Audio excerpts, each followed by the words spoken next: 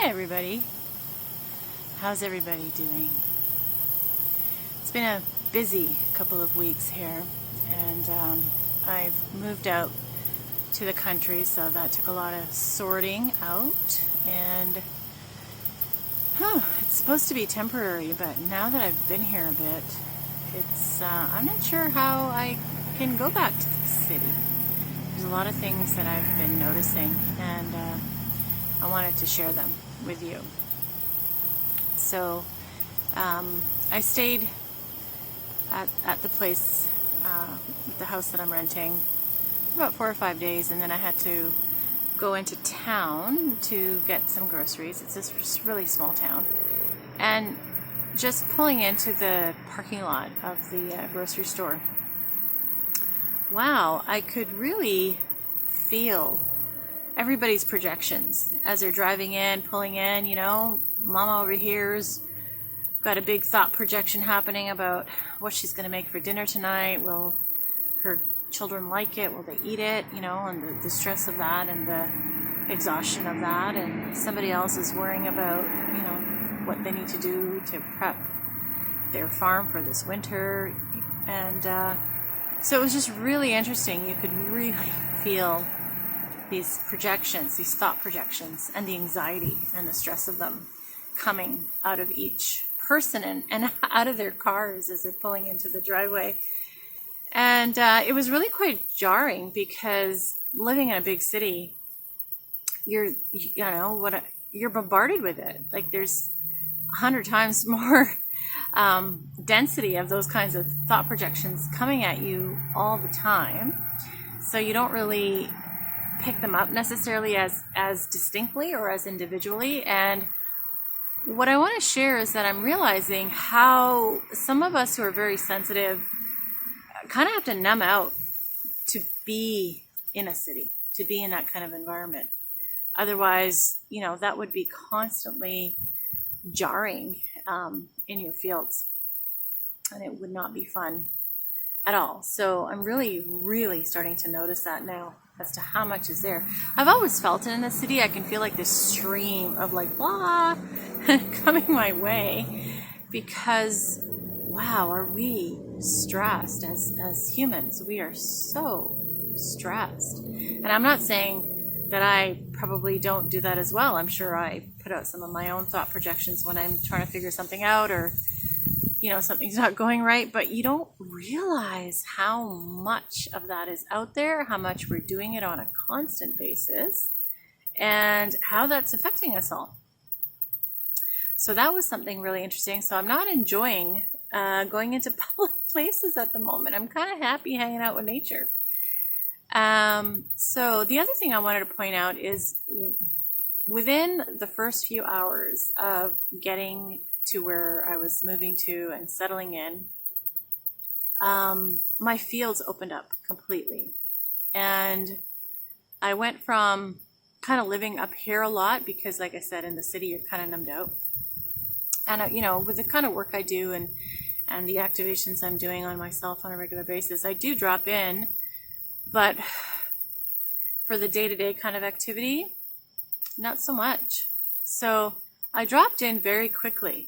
And the second thing I want to share is that it's really important, actually, for all of us to keep our awareness about this. So it's not just about just dropping in, because then you're just in your being, but also dropping in so that you are in your whole fields, right? So you're actually activating your fields.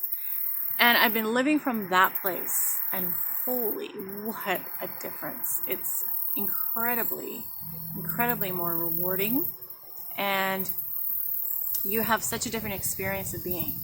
So when you're going through your day-to-day, and you're not just up here, you're not just in here, but you're in here, okay? So your awareness is all of this, out to maybe, like a foot or so of your fields, not like fully out, but to a foot or so of your fields.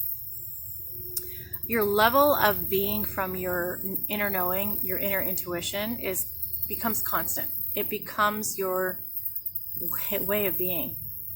And let me tell you, it's fantastic. It feels fantastic, because you're constantly then in communication with your guides, your higher self, your soul.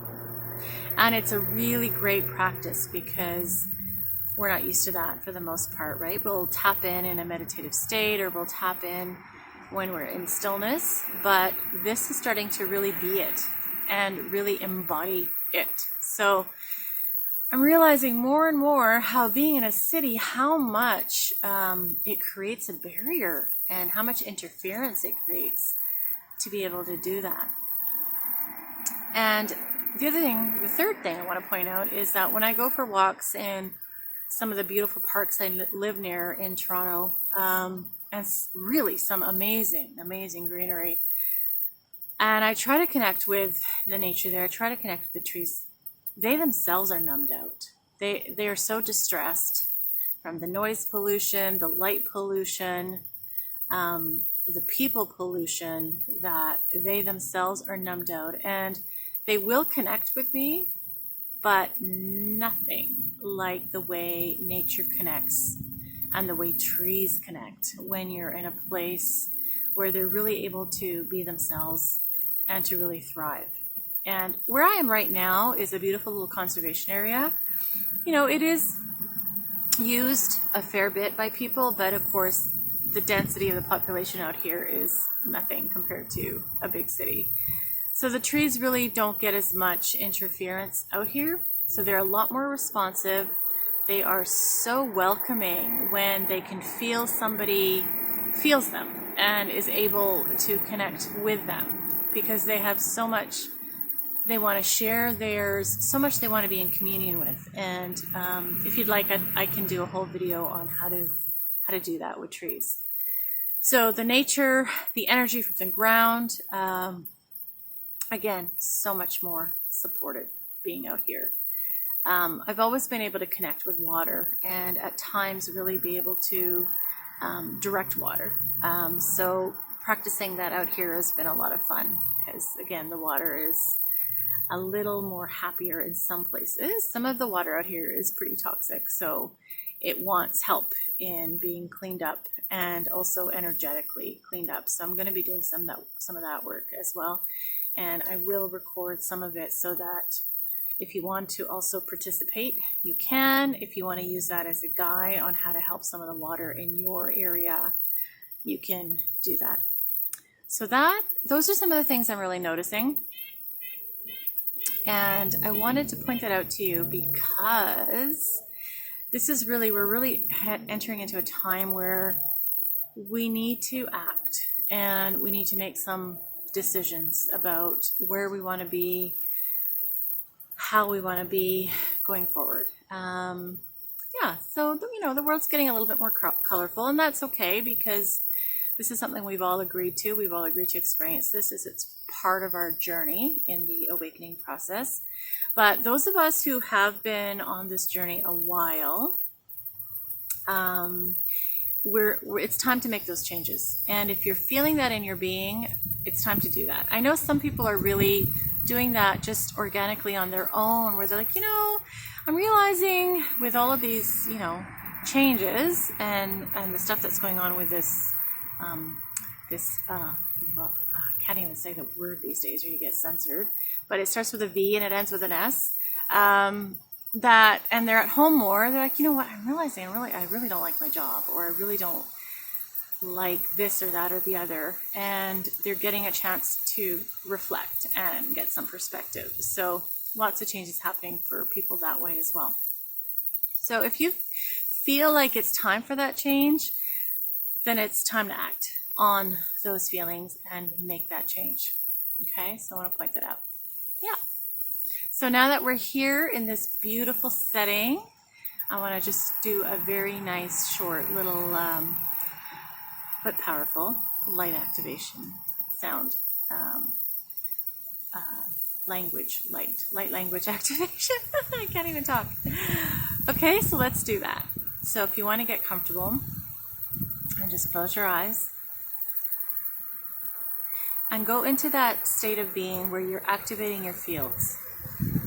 Okay, and when you use that languaging, you say, I'm activating my fields, you're immediately then filling up that space and with your awareness. Okay? So that'll be a really good thing to do. And just getting into that place of stillness, focusing on your breath. Focusing on just the stillness within you. Creating that stillness within you.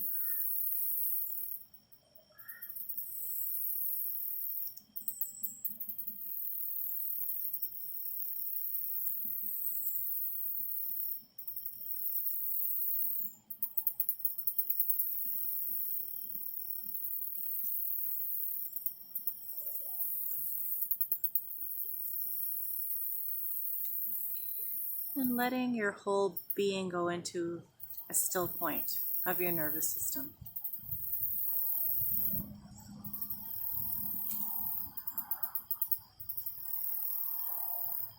Embodying our own true authentic soul as the being that I am, and embodying my true authentic soul. Really activating and anchoring in that embodiment.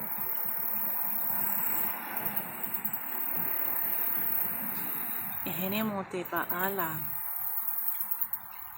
Ehene mote pe'ahela ono me e. Enemo ola pepate pe'e. Enememe elemo. Mo ona mama lepete pe'ehene momo o me.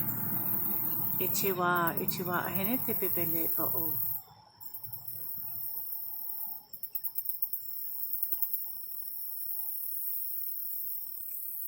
And let the resonance and the vibrations of that light language come into your being,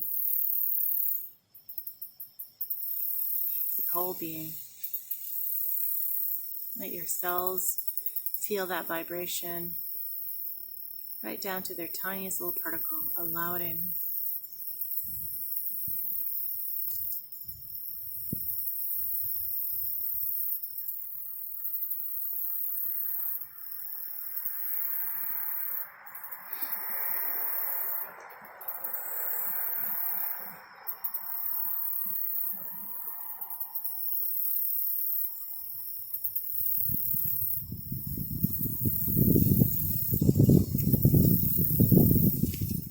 And allow yourselves to stay in that way of being. Start practicing it, where you've activated your fields.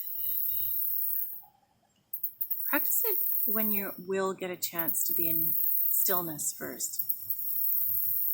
If you're home alone, if you're out for a walk in nature, that'll be a great time to start to practice that way of being.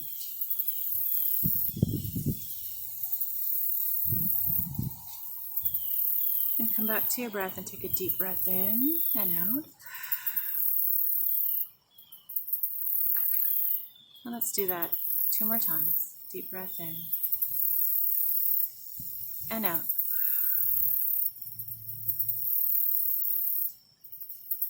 And again.